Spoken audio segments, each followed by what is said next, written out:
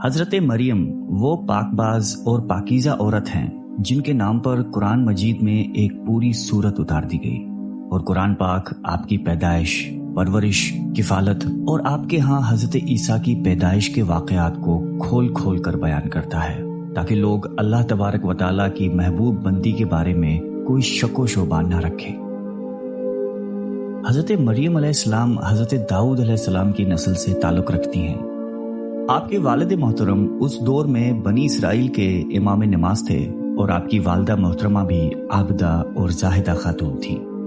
اس دور میں اللہ تعالیٰ نے بنی اسرائیل پر حضرت زکریا علیہ السلام کو مبعوث فرمایا تھا۔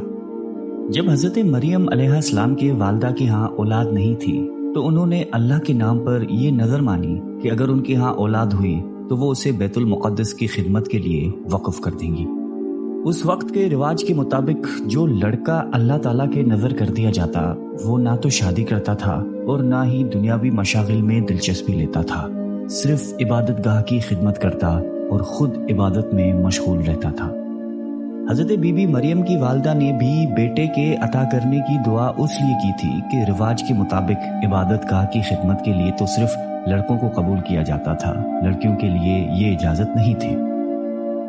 چنانچہ بیٹے کی جگہ جب بیٹی پیدا ہوئی تو ماں کو یہ فکر ہو گئی کہ اس کی نظر قبول نہیں ہوگی، کیونکہ دستور کے مطابق لڑکی نظر کرنے کی ممانعت تھی۔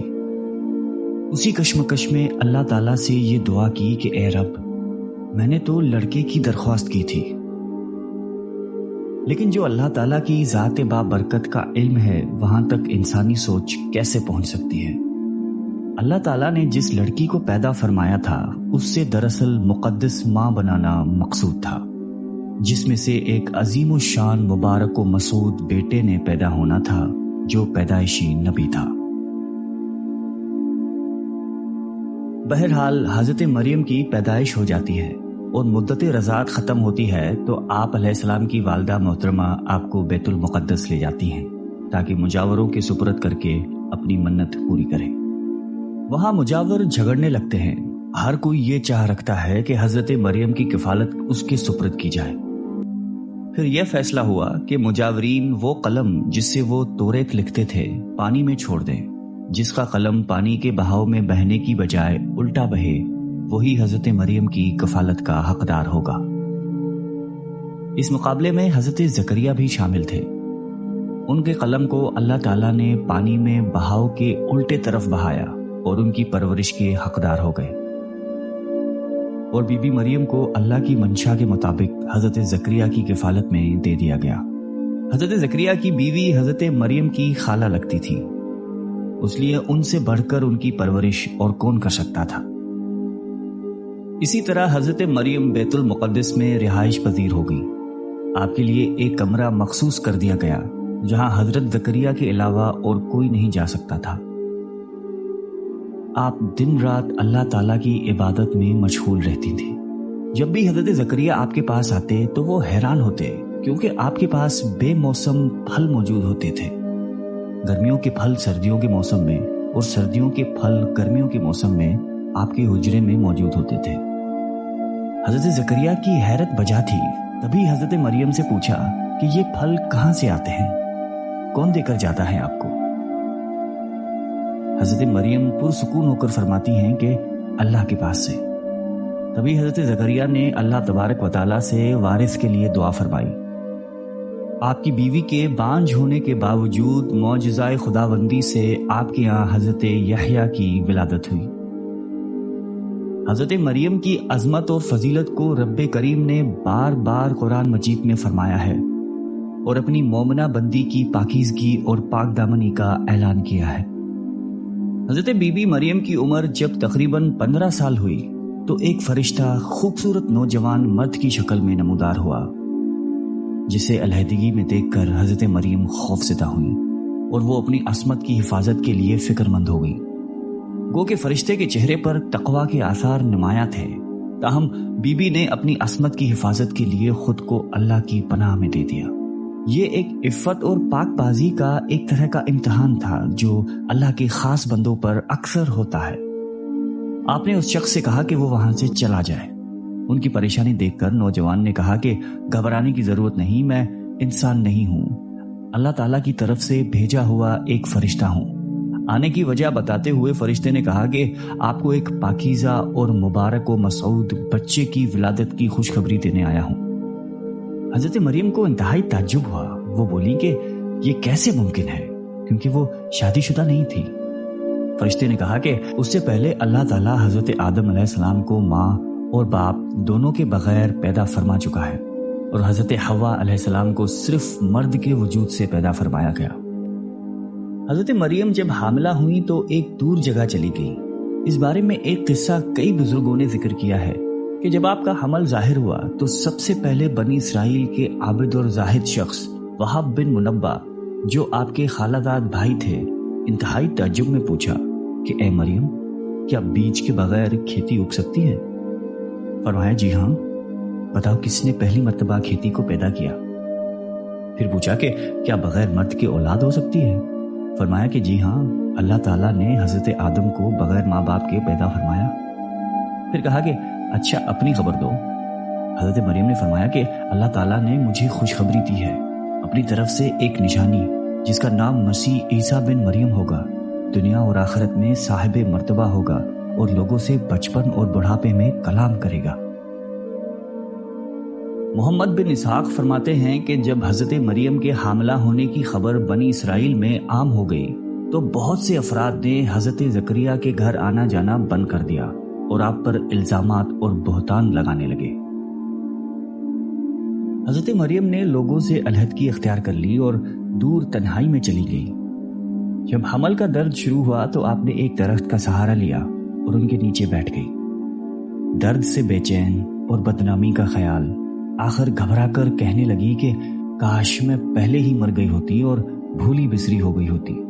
بے سر و سامانی کے اس مشکل وقت میں اللہ تعالیٰ نے حضرت مریم کے قدموں کے قریب ایک نہر جاری کر دی اور ندا آئی کہ پانی پیو اور کھجور کھاؤ تاکہ جسم کو قوت پہنچے اور پھر اپنی اولاد کو دیکھ کر آنکھوں کو ٹھنڈک پہنچاؤ۔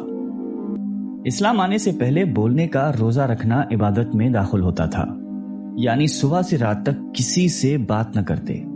بعد میں یہ حکم منسوخ ہو گیا، لہٰذا حضرت مریم کی پریشانی دور کرنے کے لیے کہا گیا تھا کہ تم سے کوئی شخص اس بچے کے بارے میں پوچھے تو اشارے سے کہہ دینا کہ میں نے چپ کا روزہ رکھا ہے۔ جب حضرت مریم کو کچھ تسلی ہوئی اور حضرت عیسیٰ علیہ السلام پیدا ہوئے، پھر آپ اپنے بیٹے کو قوم کے پاس لے آئیں۔ قوم کے لوگ آپ کے گود میں بچہ دیکھ کر غضبناک ہو گئے اور آپ کی عبادت گزار اور پاکیزہ خاندان کا حوالہ دیتے ہوئے آپ سے بدگمان ہوئے اور الزام لگانا شروع کر دیا۔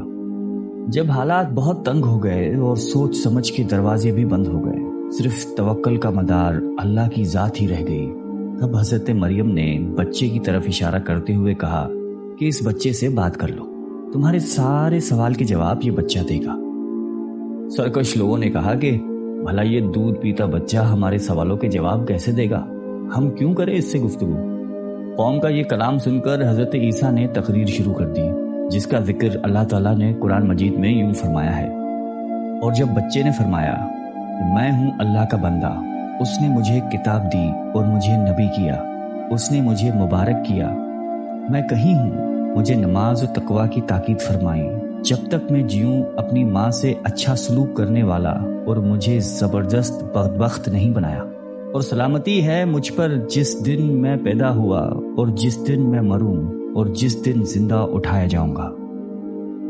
حضرت عیسیٰ علیہ السلام کی زندگی کے متعلق اسرائیلی روایات میں بے شمار واقعات موجود ہیں۔ ان میں سے ایک انجیل میں ہے جو حضرت وہب بن منبع سے مقتول ہے۔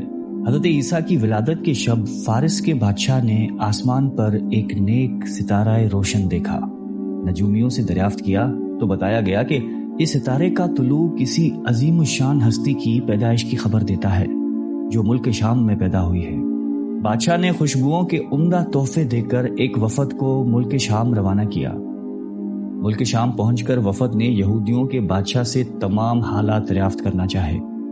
وفد کے زبانی واقعہ سن کر بادشاہ گھبرایا اور پھر وفد کو اجازت دے دی کہ وہ بچے کے متعلق معلومات حاصل کر لیں۔ بارسیوں کے اس وفد نے بیت المقدس پہنچ کر حضرت عیسیٰ کو دیکھا، رو سجدہ تعظیم کیا اور چند روز وہاں قیام کیا۔ اسی دوران اس وفد کے بعض آدمیوں نے خواب میں اپنے بادشاہ کو اس بچے کا دشمن دیکھا۔ उन लोगों ने हजरत मरियम को अपना ख्वाब सुनाया और मशवरा दिया कि इस बच्चे को किसी महफूज जगह ले जाए। उसके बाद हजरत मरियम हजरत ईसा को लेकर मिस्र चली गई। जब हजरत ईसा की उम्र मुबारक 13 साल हुई तो बैतुल मुक़द्दस वापस आ गई।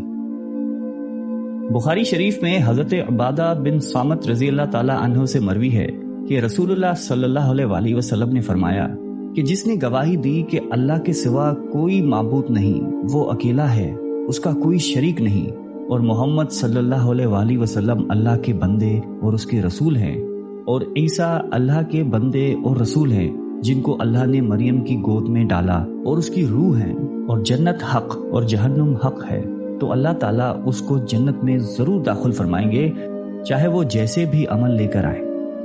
अल्लाह ताला हम सबको क़ल्ब सलीम अता फरमाए और कुरान और हदीस पे चलने की तौफीक अता फरमाए। आमीन।